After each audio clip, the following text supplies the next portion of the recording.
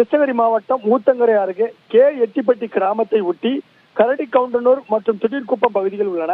இந்த திடீர்குப்பம் பகுதிகளில் 30க்கும் மேற்பட்ட குடும்பத்தினர் வசித்து வருகின்றனர். இவர்கள் குடிநீர் தேவைக்காக அங்குள்ள குடிநீர் மேல்நிலை நீர்த்தேக்க தொட்டி மற்றும் தெருவில் உள்ள மேட்டுப்பகுதியில் அமைக்கப்பட்டுள்ள குடிநீர் தொட்டி மூலம் தண்ணீரை எடுத்து பயன்படுத்தி வருகின்றனர்.